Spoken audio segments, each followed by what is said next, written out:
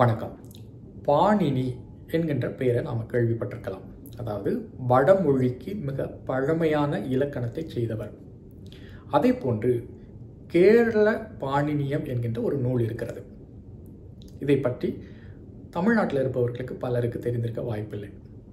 கேரள பாணினியம் என்பது இன்றைய மலையாள மொழிக்கென்று இயற்றப்பட்ட ஒரு இலக்கண நூல். அது ஒரு ஏறக்குறைய ஒரு 150 ஆண்டுகளுக்கு முன்பு அப்படின்னு நம்ம சொல்லலாம். 1895 இந்த நூல் வெளியிடப்பட்டது. இதை இயற்றியவர், அதாவது எழுதியவர் ஏஆர் ராஜராஜவர்மா என்பவர். இவர் பிறந்த இடம் எங்க அப்படின்னா இன்றைய கேரளா அப்படின்னு சொல்லலாம். அவருடைய தந்தையினுடைய பெயர் ஓணத்துருத்தி வாசுதேவன் நம்பூதரி என்பது அவருடைய தந்தையின் பெயர். தாயாருடைய பெயர் பரணி திருநாள் அன்னத்தம்புராட்டி என்பது அவருடைய தாயாருடைய பெயர். இவர் வடமொழியில் நன்கு தேர்ச்சி உற்றவர் அப்படின்னு நம்ம சொல்லலாம். இவர் தான் 1895 இந்த இன்றைய மலையாள மொழிக்கென்று ஒரு இலக்கணத்தை வகுத்து கொடுக்கிறார். இவருக்கு முன்பு ஒரு சற்றேற 50 ஆண்டுகளுக்கு முன்பு குண்டர் என்பவர் ஒரு ஐரோப்பியர் மலையாள மொழிக்கு ஒரு இலக்கணம் செய்திருக்கின்றார். இவர் தன்னுடைய கேரள பாணினிக்கு அந்த மலையாள குண்டர் எழுதிய மலையாள இலக்கண நூல், கால்டுவெல்லினுடைய ஒப்பிலக்கணம், தமிழில் இருக்கக்கூடிய நன்னூல், வடமொழியினுடைய பாணினி, அதுபோன்று தெலுங்கு கன்னட இலக்கண நூல்களையும் துணை நூல்களாக எடுக்கின்றார். அவர் ஒரு இலக்கணத்தை செய்கின்றார். இந்த நூலில் இருக்கக்கூடிய சில சிறப்பு செய்திகளை நான் உங்களோடு பகிர்ந்து கொள்ள விரும்புகின்றேன். முதலாவது, இவர் இன்றைய மலையாள மொழி என்பது எப்படி இருக்குது அப்படின்னு ஒரு உவமை கூறுகின்றார். ஒரு வீட்டிற்கு உவமை கூறுகின்றார். ஒரு வீடுனா அடித்தளம் இருக்கும், மேற்கூரை இருக்கும். இடையில மேற்கூரைக்கும் அடித்தளத்துக்கும் இடைப்பட்ட பகுதி சுவர் இருக்கும். இந்த சுவரானது எப்படி இருக்கு அப்படின்னா சமஸ்கிருதம் என்கின்ற செங்கலால் செய்யப்பட்ட சுவரையும் அடித்தளமும் மேற்கூரையும் தமிழால் வேயப்பட்டதாகவும் இருக்கிறது அப்படிங்கிறார். அதாவது தமிழும் வடமொழியும் கலந்த ஒரு மொழி மலையாளம் என்று கூறுகின்றார்.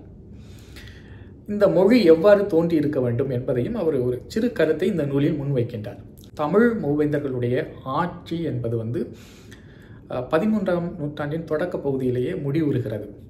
தமிழ்நாட்டில் சுல்தானியர்களுடைய படையெடுப்பு நிகழ்கிறது. அதைத் தொடர்ந்து விஜயநகர பேரரசு, அதைத் தொடர்ந்து நாயக்கர்களுடைய ஆட்சி, நவாப்புகளுடைய ஆட்சி, மராத்தியர்களுடைய ஆட்சி என்று 13ஆம் நூற்றாண்டிலிருந்து ஆங்கிலேயர்கள் காலம் வரை தமிழகம் இவர்களின் கையில் பிடியில் இருந்தது.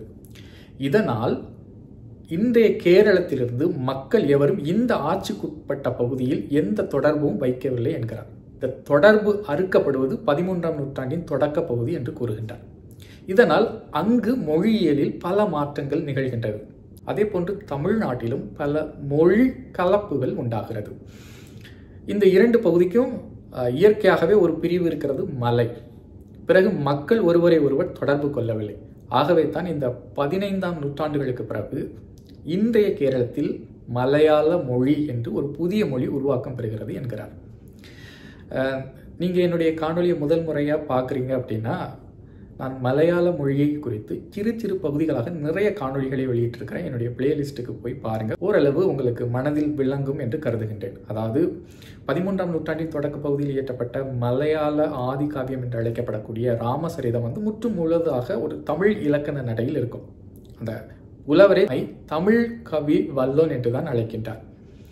அதன் பிறகு ராமகலா பாட்டு, பிறகு 16ஆம் நூற்றாண்டின் பகுதிகளில் குஞ்சத்து எழுத்தச்சன் என்பவர் மலையாள மொழிக்கு எழுத்து சீர்திருத்தத்தை கொண்டு வர்றாரு. அதன் பிறகு இந்த மொழியில் மாற்றம் ஏற்பட்டு ஒரு புதிய மொழியாக வளர்கிறது அப்படின்னு நம்ம சொல்லலாம். இந்த நூலில் அவர் என்னென்ன கருத்துக்களை வைக்கிறார் அப்படிங்கிறத நான் உங்களோட பகிர்ந்து கொள்கிறேன். அவர் சொல்றாரு, இன்றைய கேரளம் என்பது ஆதிக்குடி, அதாவது பழங்குடியினர் தமிழர்களாக இருந்தார்கள். அவர்கள் பேசிய வழங்கிய மொழி தமிழ் என்றும் குறிப்பிடுகின்றார் இந்த கேரள பாணினியில். பிறகு அது காலம் செல்ல செல்ல செல்ல பல குழுக்கள் அதோடு இணையும் பொழுதும் அது ஒரு நாடோடி மொழியாக மாறி கொடுந்தமிழ் என்கின்ற ஒரு மொழியை எய்துகிறது அப்படிங்கிறார். இப்போ நான் எளிமையாக சொல்லணும்னா, இப்போ தமிழ்நாட்டில் நம்ம திருநெல்வேலி தமிழ் பேசுகிறோம், கோயம்புத்தூர் தமிழ் என்று ஒரு வழக்கு இருக்கிறது. அதே போன்று இலங்கையில் ஈழத்தமிழர்களுக்கு ஈழத்தமிழ் வழக்கு அப்படின்னு இருக்குது.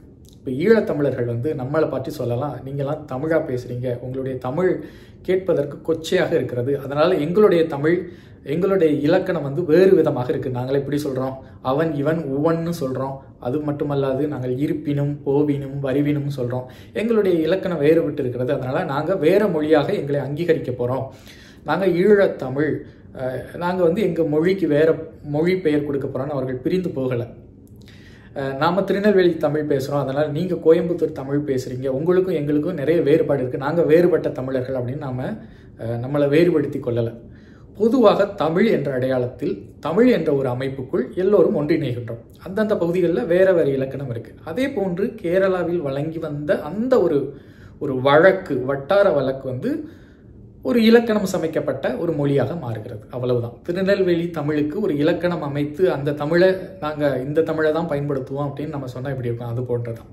இதுக்குள்ள நான் ஆழமாக போக விரும்பல. இந்த நூலில் இருக்கக்கூடிய சில கருத்துக்களை உங்களுக்கு முன் வைக்கிறேன்.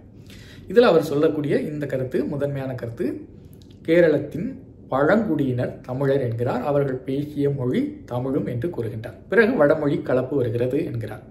அதே போன்று இந்த திராவிடம் என்கின்ற சொல் எதை குறிக்கிறது என்று குறிப்பிடுகின்றார். இந்த நூலில் இருக்கதான் நான் அப்படியே உங்களுக்கு பயின்று காட்டுறேன். இது தெலுங்கு என்ற பெயரை 3 பால் அல்லது திரிகலிங்கம் என்ற வடமொழியின் தற்பவமாய் விட்டது. கரைநாடு கர்நாடகம் என்ற வேடம் தரித்து கொண்டது. இக்குழுவில் தமிழ் என்பதன் வடமொழி உருவம் திராவிடம் என்ற சொல். இக்குழுவில் தமிழ் என்பதன் வடமொழி உருவம் திராவிடம் அப்படிங்கிறார் என்ற சொல். தமிழ், திரமிழா, திரமிழம், திரவிலம், திராவிடம் என்று ஆகியது. அதாவது முதல்வனின் பெயர் கோத்திர பெயராய் அமைவது போன்று திராவிட என்பது மொழி குடும்பத்திற்கு பொது பெயராய் அமைந்தது அப்படின்னு இந்த நூலில் குறிப்பிட்டார். அதாவது வடமொழியில் தமிழை திராவிடம் என்ற சொல்லால் அழைத்திருக்கிறார்கள் அப்படின்னு இவர் இங்கே ஒரு செய்தியை குறிப்பிட்டார். நான் இந்த நூலை பயிலும் பொழுது எனக்கு வியப்பை தந்தது.